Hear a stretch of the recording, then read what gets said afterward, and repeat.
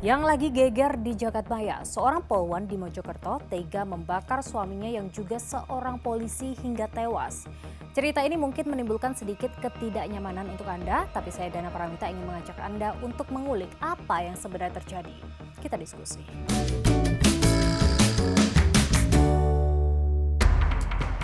Berawal dari cekcok, Bribtu FN, Polwan Polres Mojokerto tega membakar suaminya, Bribtu Rian Wicaksono pada Sabtu kemarin.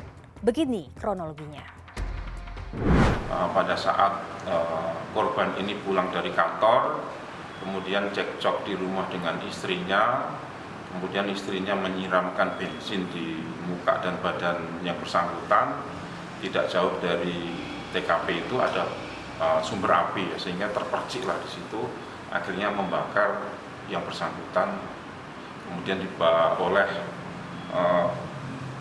tersangka ini atas nama FN ini dibawa ke RSUD. Ia sempat bertahan selama lebih dari 24 jam meski menderita luka bakar hingga 96%. Minggu sore, polisi resmi menetapkan Bribtu FN sebagai tersangka. Ia dikenakan pasal tentang kekerasan dalam rumah tangga atau KDRT. Yang bersangkutan saat ini Bribtu FN yang selaku tersangka, yang saat ini sudah ditetapkan sebagai tersangka, masih trauma mendalam terkait dengan peristiwa ini. Tersangka kini dalam kondisi trauma berat hingga harus didampingi oleh seorang psikiater. Saya berdiskusi dengan psikolog forensik terkait insiden ini. Kekerasan yang ditampilkan oleh si polwan itu ingin kita sebut sebagai apa ya? Sebagai sebuah sifat yang muncul seketika, yang sekonyong-konyong, yang sifatnya insidental, ataukah itu sifat yang sifatnya menetap, sifat yang sudah menjadi sebuah kepribadian. Nah, semestinya memang dilakukan pengecekan secara berkala terkait dengan kehidupan atau kondisi psikologis para personil. Tapi saya tidak membayangkan bahwa personil polisi akan dengan suka hati memberikan informasi tentang kondisi kepribadian mereka. Saya tidak membayangkan bahwa anggota Polri akan dengan secara sukarela memberikan informasi tentang problematika rumah tangga mereka. Kenapa? Karena itu menyangkut aib. Jadi anggaplah hari ini ada personil polisi yang datang ke unit psikologi karena didorong untuk melakukan pemeriksaan mental secara berkala. Mereka datang, mereka namanya tercatat. Tapi pada saat yang sama begitu nama mereka tercatat bisa jadi bumerang. Karena kemudian atasan atau pimpinan atau lembaga bisa menilai personil ini di satu sisi mencari pertolongan, itu konstruktif, tapi di lain sisi ternyata punya problem, punya masalah, punya kelemahan-kelemahan yang justru bisa beresiko terhadap kesinambungan karir mereka. Oke, mendengar jawaban dari psikolog forensik tadi, saya jadi menanyakan kepada Kompolnas terkait tahapan tes psikologi yang harus dijalani untuk masuk menjadi anggota Polri. Nah, apakah ada tingkat stres tertentu sampai dia melakukan hal seperti ini? Karena bagaimanapun ketika masuk Polwan kan sudah ada standar tesnya, sudah lulus. Tetapi dalam kondisi tertentu seseorang bisa berubah kondisi emosinya dan sebagainya. Biro psikologi diperkuat, jumlahnya diperbanyak ke seluruh jajaran sampai dengan di tingkat Polres agar pelayanan konseling kepada anggota itu bisa dilaksanakan dengan optimal. Karena dengan tugas yang berat, potensi stres tinggi, kemudian juga berbagai macam tantangan yang dihadapi itu juga potensial menimbulkan stres tersendiri. Ini perlu dilakukan konseling.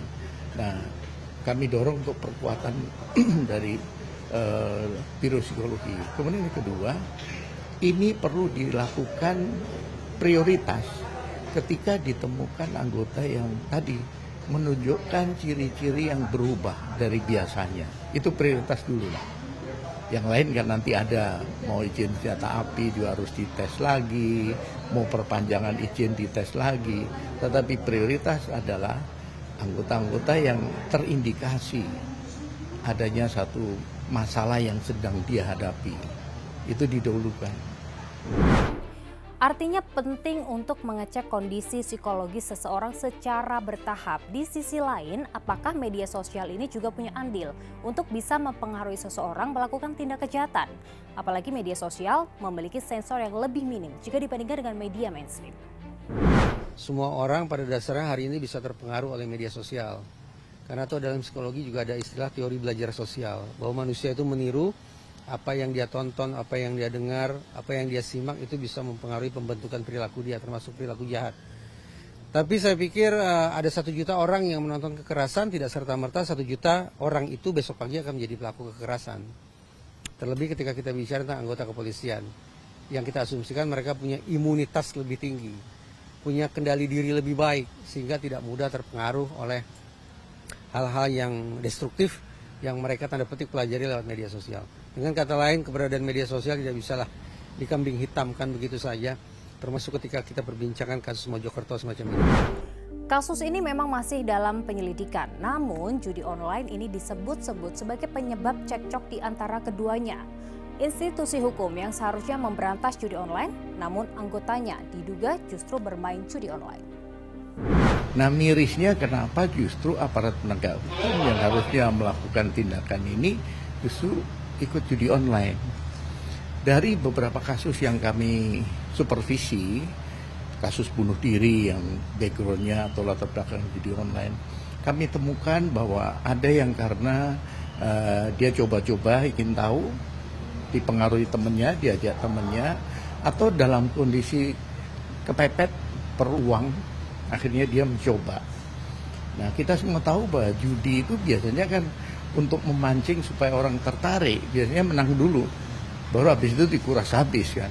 Nah, inilah yang terjadi dan kami dari Kompolnas sudah merekomendasikan untuk yang pertama pengawasan melekat dari para atasan supaya ditingkatkan, khususnya menyangkut masalah judi online. Caranya apa?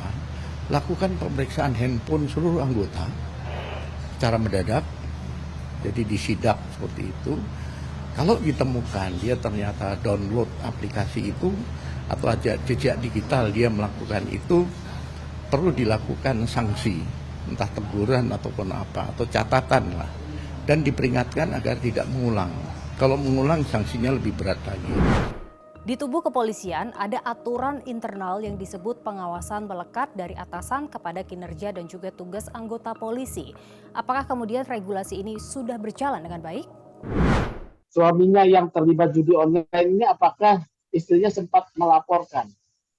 Ini harus dicek ya oleh Propam Polda Jatim. Kalau ini kita berandai-andai ya, kalau istrinya sudah melakukan, sudah merasa tertekan, tidak bisa lagi menyelesaikan sendiri dan sudah melapor, ini wajib juga atasannya diperiksa apakah melakukan tindakan yang cukup untuk kemudian mengatasi problem mereka. Karena ada peraturan pengawasan atasan kepada bawahannya. Judi online memang melanggar etik dan juga disiplin, tapi menganiaya juga bukan perilaku yang bisa dibenarkan. Sekali lagi, jangan pernah menggampangkan atau menganggap sepele kesehatan mental. Jika memang merasa tidak baik-baik saja, jangan ragu untuk segera mencari bantuan profesional. Terima kasih sudah diskusi.